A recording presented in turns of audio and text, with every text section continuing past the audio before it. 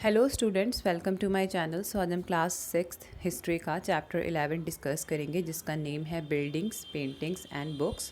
इस चैप्टर को हम रिवीजन नोट एंड समरी की हेल्प से डिस्कस करेंगे। इसका फर्स्ट टॉपिक है the iron pillar. So iron pillar है जो दिल्ली का मेहरौली में, वो काफ़ी रिमार्केबल एग्जाम्पल है इंडियन क्राफ्ट पर्सन का। इसकी हाइट तकरीबन 7.2 मीटर हाई है और इसका जो वेट है वो 3 टन्स है। ये 1500 साल पुराना है और अभी भी इस पे रस्ट नहीं लगाई है। रस्ट क्या होती है? जंग नहीं लगी है अभी इस पे, अभी भी ये वैसे का वैसा ही है।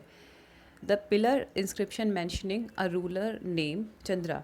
जो पिलर है ना, उस पर इंस्क्रिप्शन है किसकी? एक रूलर की, जिसका नाम था चंद्रा। और ये कौन सी डायनेस्टी से बिलोंग करते थे? गुप्ता डायनेस्टी से। एंड नेक्स्ट टॉपिक है हमारा building in bricks and stone. So buildings किस तरह की बनाई जाती थी, कैसे बनाई जाती थी, ये जो टॉपिक है उस रिगार्डिंग है। Stupas were skilfully made and lasted till now.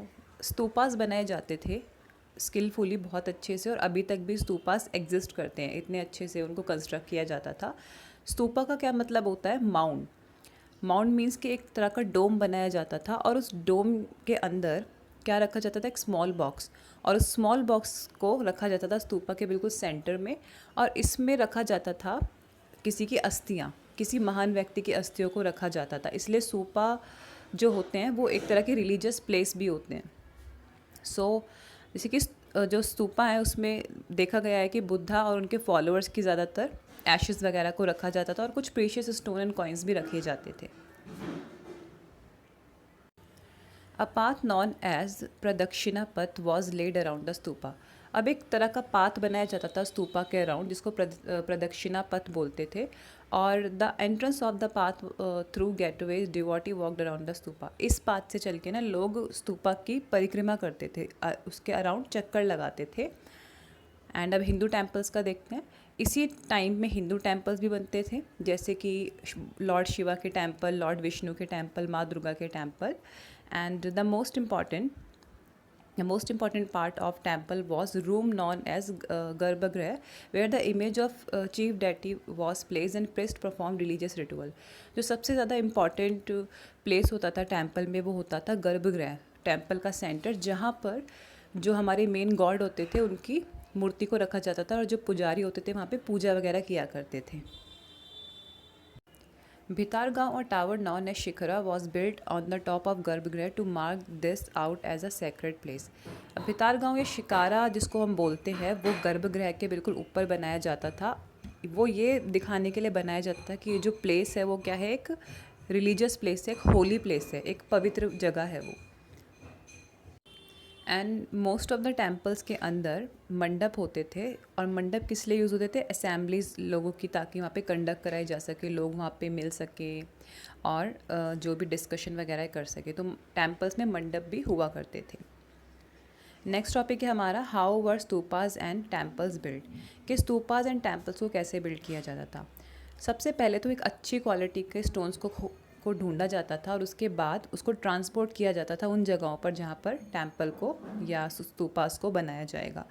अब उन पत्थरों पे कारीगरी की जाती थी, कार्विंग की जाती थी, डिज़ाइंस बनाए जाते थे, उनसे वॉल्स के पैनल्स बनाए जाते थे और अलग अलग तरह से सीलिंग बना ली, फ्लोर बना लिया, वॉल्स बना ली, पिलर्स बना ली, एंड फिर उनको असेंबल किया जाता था एक पोजीशन में।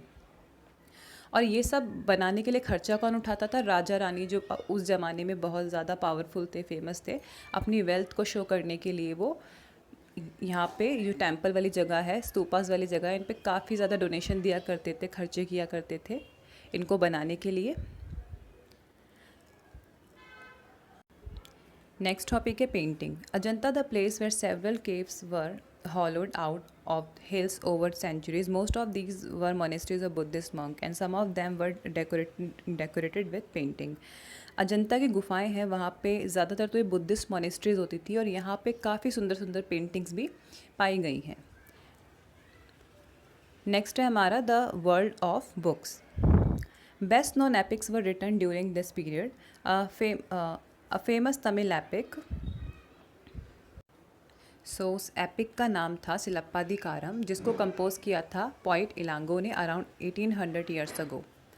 ये स्टोरी थी कोवालन की जो कहाँ रहते थे पुहार में, और उसको प्यार हो गया था पुहार के जो राजा का कोर्ट है वहाँ की कॉर्टिसन से, जिसका नाम था माधवी, जिसकी वजह से उसने अपनी वाइफ के साथ धोखाधड़ी कह सकते हैं, दगाबाजी, बेवफाई कह सकते हैं, वो की थी। उनकी वाइफ का नाम था कन्नगी। एक दूसरा तमिल एपिक भी है मैनी में कलाई। ये किसने लिखा था? सत्तानार ने अराउंड 1400 ईयर्स अगो। ये स्टोरी थी कोवलान और उस माधवी की डॉटर की। कुछ दूसरे राइटर्स भी रहे थे इस टाइम पे, जो थे कालिदास। नेक्स्ट टॉपिक पे चलते हैं, recording and preserving old stories. So the Puranas contain stories of Hindu gods and goddess. जो पुरानास थे, अब हिंदुज़म की बातें यहाँ पे, उसकी नॉर्थ इंडिया का जो लिटरेचर रहा था, अब उसकी बात करेंगे इधर। सो पुरानास जो स्टोरीज़ थी वो किन की स्टोरीज होती थी? जो हिंदू देवी देवता थे, भगवान थे, उन सब की। पुराना को संस्कृत भाषा में लिखा जाता था वर्सेस में। वर्सेस मतलब कि जैसे कि कोटेशन होती है ना, डायलॉग्स होते हैं, इन सब में लिखा जाता था। एंड पुरानास को कोई भी पढ़ सकता था, चाहे वो विमेन हो चाहे शूद्राज हो। जैसे वेदों को सिर्फ ब्राह्मण ही पढ़ सकते थे या ऊंची जाति के लोग पढ़ सकते थे, लेकिन जो पुरानास होते थे उनको कोई भी पढ़ सकता था, छोटी जात के लोग, विमेन वगैरह, कोई भी। Two Sanskrit epic Mahabharata and Ramayana had been popular for very long time. दो संस्कृत एपिक्स थे, महाभारत एंड रामायण, जो काफ़ी पॉपुलर रहे काफ़ी टाइम तक और अभी भी हैं। एंड जो पुरानास एंड महाभारत थे ना, उनको कंपाइल किया था महर्षि वेद व्यास ने। एंड जो वाल्मीकि थे उन्होंने क्या लिखा था? रामायण को लिखा था। नेक्स्ट टॉपिक है अब stories told by ordinary people, कि जो आम भाषा में आम लोग स्टोरी सुनाते थे, उनके बारे में जानेंगे अब हम। तो जातक कथाएं होती है और पंचतंत्र की कहानियाँ आपने सुनी भी होंगी। ये आम लोगों की स्टोरीज़ का कलेक्शन होती थी। इनमें मोरल वैल्यूज़ को सिखाया जाता था जातक कथाओं में और पंचतंत्र की स्टोरीज़ में। Stories from Jataka were often shown on railing of stupas and in painting in places such as Ajanta. जो जातक कथाएं हैं वो कहाँ पर भी रिटर्न डाउन की गई हैं, स्तूपास के रेलिंग्स पर, और पेंटिंग्स हैं ना जो अजंता की, उसमें भी। नेक्स्ट टॉपिक है राइटिंग बुक्स ऑन साइंस। अब हम ये देखेंगे कि हिस्ट्री में जो साइंस है उस पर कितने लोगों ने काम किया और उसको कैसे डेवलप किया गया। सो आर्यभट्ट थे, मैथमेटिशियन थे, एस्ट्रोनॉमर थे। एंड संस्कृत में इन्होंने आर्यभट्टियम लिखी थी। उन्होंने सबसे पहले ये बताया था कि जो पृथ्वी पर दिन और रात होते हैं वो अर्थ की रोटेशन की वजह से होते हैं। जो अर्थ अपने एक्सिस पे रोटेट करती है उसकी वजह से दिन और रात होते हैं। वारामिहिरा, ब्रह्मगुप्त और भास्कराचार्य, ये भी फेमस साइंटिस्ट या कह सकते हैं मैथमेटिशियन और एस्ट्रोनॉमर्स थे। इन्होंने भी काफ़ी डिस्कवरीज की थी और जीरो की खोज भी भारत में ही हुई थी। अब चलते हैं हेल्थ साइंस पर, मेडिसिनल साइंस पर, कि भारत में कहाँ और किस तरह से उसकी खोज हुई। सो आयुर्वेदा, जैसे हम जानते हैं, भारत की हेल्थ साइंस है जो डेवलप हुई थी एंशियंट इंडिया में।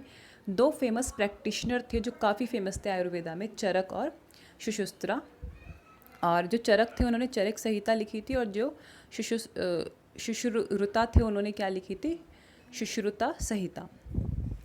इन्होंने जो सुश्रुता थे उन्होंने ना अपने जो रिटर्न वर्क था सुश्रुता संहिता में सर्जरी के बारे में बताया गया था। मतलब आप ये मान लीजिए कि जो सर्जरी की खोज थी वो भी सबसे पहले भारत में ही हुई थी। सो स्टूडेंट्स, इसी के साथ आपके इस चैप्टर के जो नोट्स हैं फिनिश होते हैं, और हमारे क्लास 6 हिस्ट्री के जो भी चैप्टर्स हैं वो भी फिनिश होते हैं इसके साथ। नेक्स्ट वीडियो में हम ज्योग्राफी डिस्कस करेंगे। एंड अगर आपको वीडियो इन्फॉर्मेटिव लगे तो आप अपने फ्रेंड्स के साथ इसे शेयर कर सकते हैं। मैं आपसे मिलती हूँ नेक्स्ट वीडियो में। जब तक के लिए बाय बाय।